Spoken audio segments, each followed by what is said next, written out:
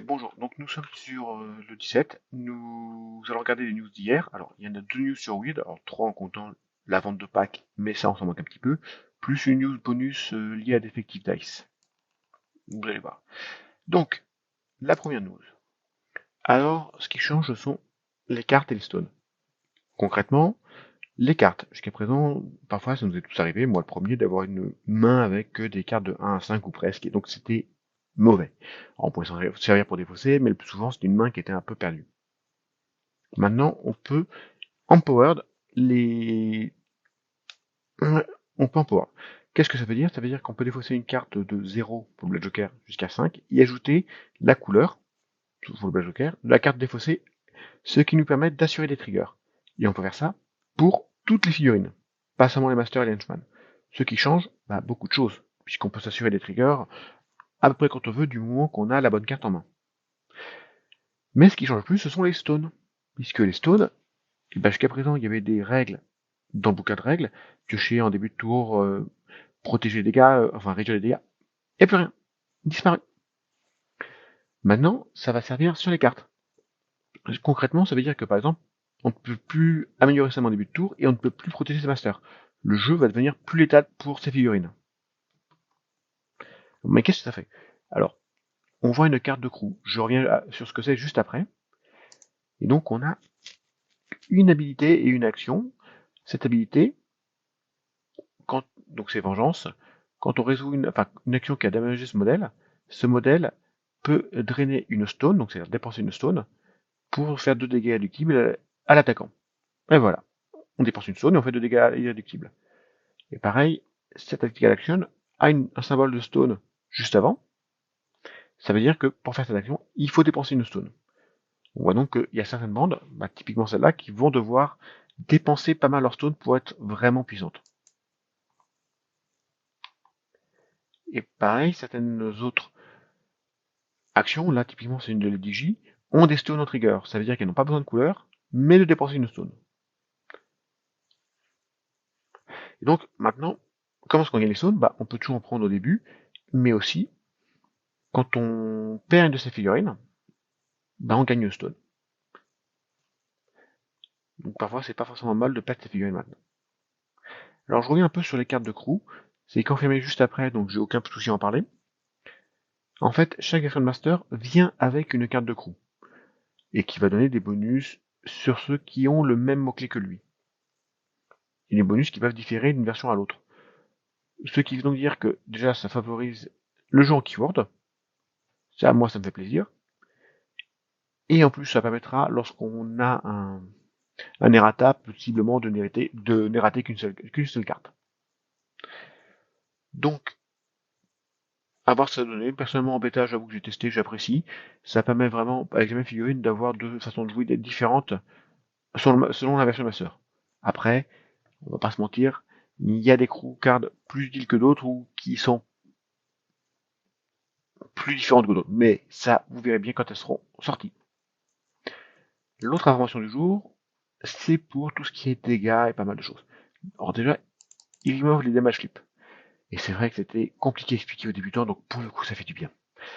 Alors comment ça se fait? C'est que maintenant on aura un dégât de base, plus un par tranche de 5 avec de différence entre l'attaquant et le défenseur.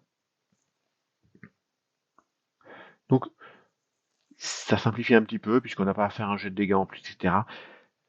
Bon, ça change pas des masses, mais c'est plus simple, donc tant mieux. Voilà. Ensuite, le niveau de l'engagement. Alors c'est un peu contre-intuitif, et maintenant l'engagement n'est plus dépendant de la zone de mêlée. On engage un, tout le monde. Par contre, la zone de mêlée peut être inférieure ou supérieure, ou égale évidemment. Et il n'y a plus de jet de disengaging, maintenant c'est automatique, mais si on fait avec une walk, on dit son mouvement par deux et on peut plus faire d'interact. Si on le fait de notre façon, c'est un autre problème, évidemment. Et surtout, il n'y a plus de friendly fire. Donc les tireurs vont apprécier. Je suppose que ça va être équilibré par le nombre de dégâts, mais les tireurs vont apprécier. Donc il parle des crocards, ce qui correspond à peu près à ce que j'ai dit, et il explique que dans le dos de la crocarde, il va y avoir tous les tokens et marqueurs de la bande. Donc oui, enfin, sauf les schemes, Riemann. Donc je suppose que c'est ce qui remplace un peu les curve tokens, curve markers. Et donc ça permettra de simplifier un petit peu. C'est pratique. Il n'y a plus de Burry. Alors en tant que joueur Tara, je le regrette, mais j'ai testé Tara en bêta et il y a d'autres mécaniques qui remplacent. On aime ou n'aime pas, je conçois que ça soit très compliqué pour les nouveaux joueurs. Et donc les tokens. Les tokens, en fait c'est tout ce qui était condition et token avant, maintenant ça devient token. Je plains le concepteur de Vassal qui va devoir vraiment arriver à gérer ça. Et donc, les tokens ne peuvent avoir qu'un seul de chaque type par figurine. Donc plus de poison plus vite, plus de black plus vite, etc. Et donc plus de focus plus 2, plus de distract plus... Non. Voilà. Les tokens sont amis avec l'accro qui les a mises et hostiles aux autres. Donc oui, par exemple, concealment de token crée un cover... on va peut-être dire concealment, mais peu importe. Donc enfin, une zone de 2 autour. Et seulement les ennemis traiteront ça comme du concealment, pas les amis. Donc visiblement, effectivement, on n'est pas affecté par par les tokens qu'on met nous-mêmes. Ce qui veut donc dire que, imaginons qu'on puisse mettre un token sur une figurine, un token concealment, c'est bien pour nous, mais si l'adversaire met le même token, ben notre token disparaît et ça devient bien pour lui. Quand c'est le même, évidemment. Quand c'est deux tokens différents, c'est pas la même chose. Et donc, il suffit que c'est mis derrière. Et puis, on a une autre figurine qui ressemble un peu au Iron Mosquito. Je n'ai pas regardé si c'était le même ou autre. Mais en tout cas, il est un peu moins grand sur le socle, donc pourquoi pas. Et donc, comme j'avais dit au début, Defective Dev a sorti une vidéo dans laquelle il montre deux trois liens entre les deux figurines. Donc visiblement, la roue, dont, là le nom m'échappe, désolé, rejoint Misaki. Les statues vont rejoindre les Ancestors, pourquoi pas. Euh,